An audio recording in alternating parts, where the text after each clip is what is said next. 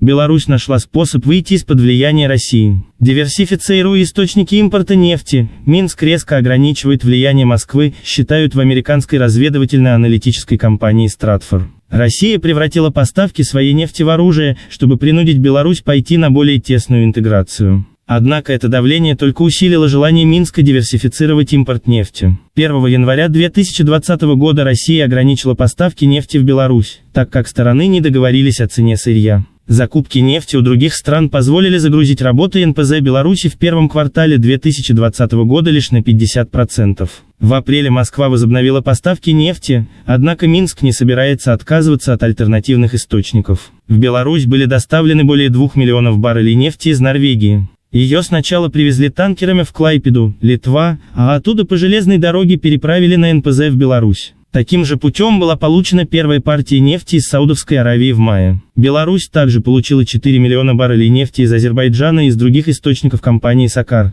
Они сначала были доставлены в Одессу, Украина, а затем по трубопроводу перекачаны в Беларусь. При этом небольшое количество российских компаний, имеющих тесные связи с Минском, продолжали осуществлять поставки без экспортной премии. Согласно новой сделке, Россия отказалась от премии на поставки нефти и предоставила Минску самый большой в истории дисконт. В итоге цена нефти оказалась $4 за баррель. Более того, Москва предложила компенсировать Минску потерю доходов из-за изменения величины российской экспортной пошлины. Сейчас Беларусь решительно настроена на получение не менее 60% нефти из других стран, а не из России. Минск планирует купить лишь 8 миллионов баррелей российской нефти, тогда как в апреле приобрел 11 миллионов баррелей. Но дальнейшее сокращение зависимости Беларуси от России потребует значительного развития инфраструктуры. США уже заявили о своей поддержке Беларуси и пообещали финансовую поддержку строительству трубопроводов из Литвы и Польши, а также начать прямые поставки нефти. Диверсификация поставок позволила Минску воздержаться от принятия российских условий о более широкой интеграции. Беларусь фактически устранила рычаг воздействия и получила дополнительное пространство для маневра в ходе будущих переговоров об интеграции.